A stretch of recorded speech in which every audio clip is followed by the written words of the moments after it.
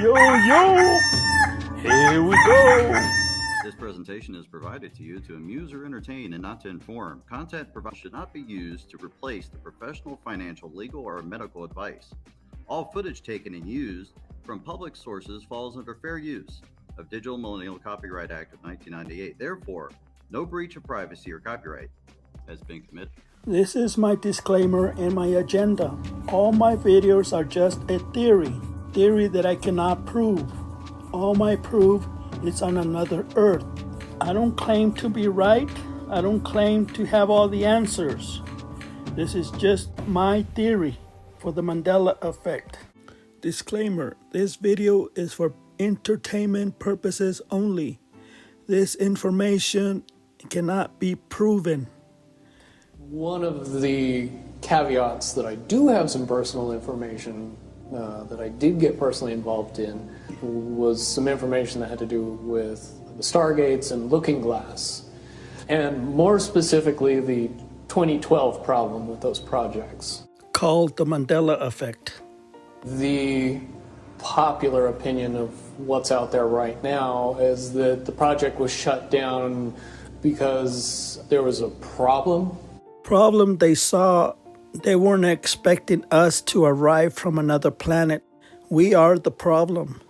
The Sagittarius people that came to this earth changed the game because we are trying to wake up the people and they see it as a problem, as a threat, because we changed their plans. Is that the project was shut down because there was a problem when we approached 2012.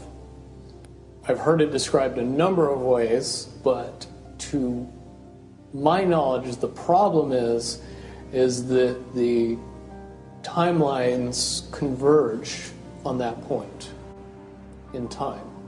And when you know enough about the Stargate projects and the Looking Glass project to know how string theory works and how the possibility of possibilities works and how making one choice over here doesn't necessarily mean that the other choice couldn't exist at the same time.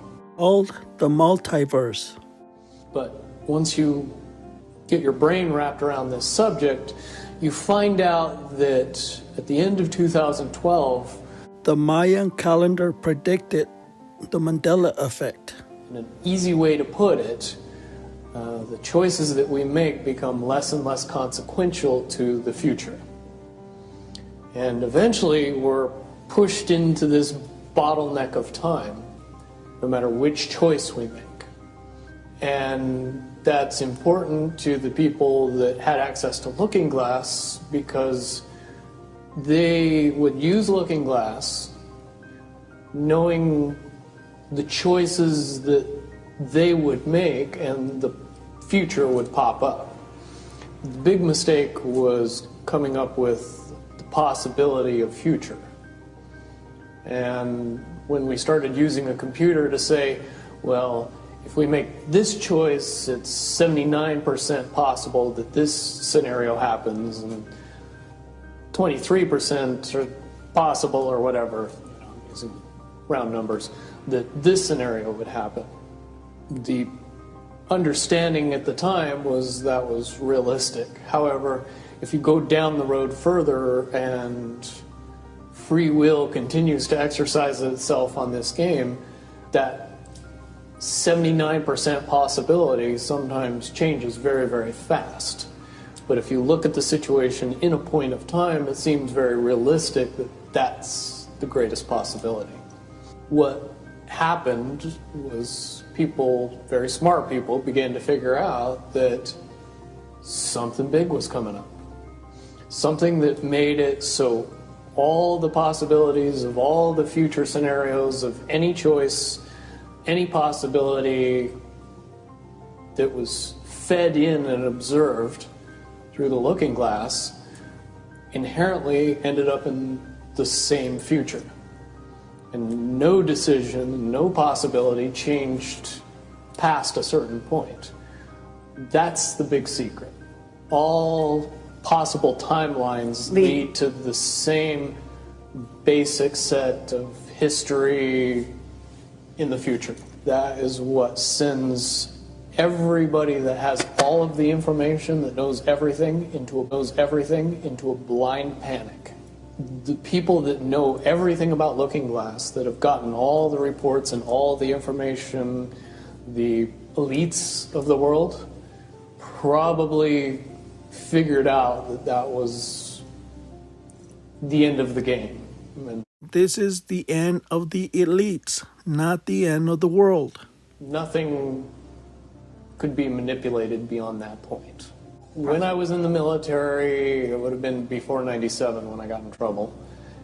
One of my particular areas that I was amazingly intuitive about is problem solving / mission planning, or more specifically, taking a bad mission and fixing it.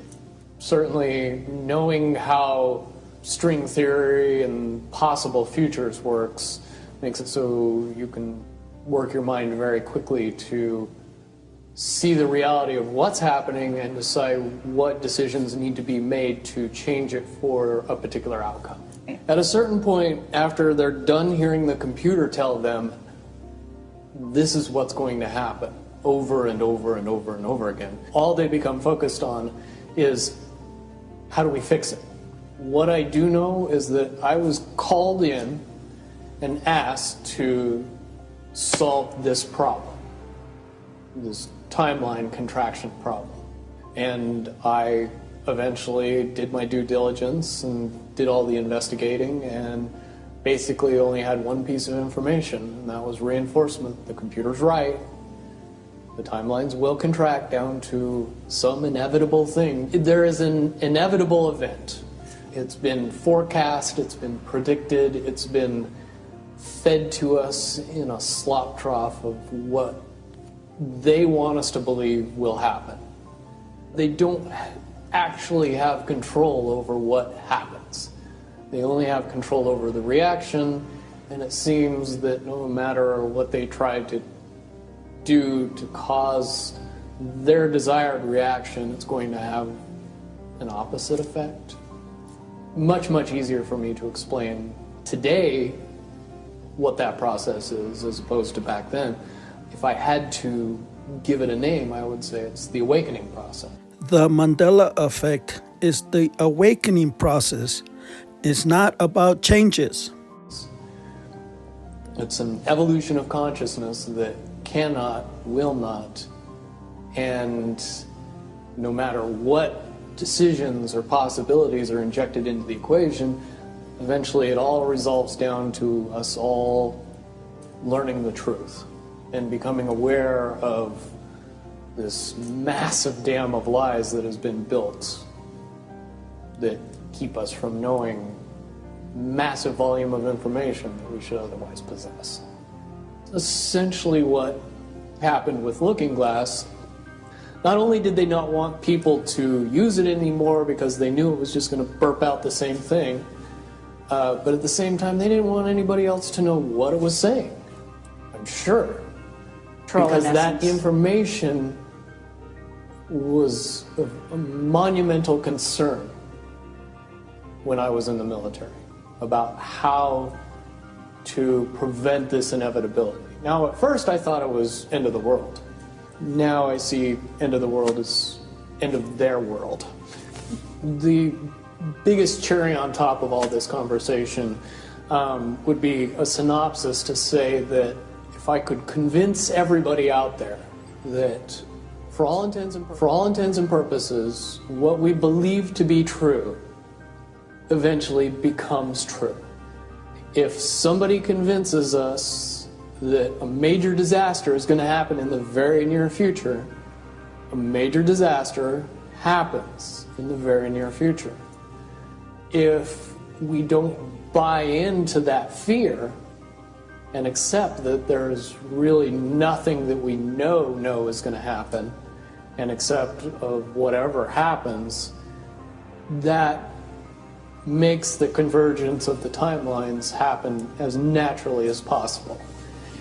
any attempts to try to go away from this one inevitable conclusion, I again see as a new beginning, an end of this reality, the beginning of something that we can't even possibly understand based on the level of our beliefs currently. But when all that information comes flooding out, there's going to be no denying what's true and what's a lie or what's illusion. Basically, what we're experiencing right now is two master chess players sitting at the board. And one of them looks down at the board and sees that he's in checkmate in 7 moves. And he looks across at his opponent and he knows that his opponent sees it too. So there's no getting out of it.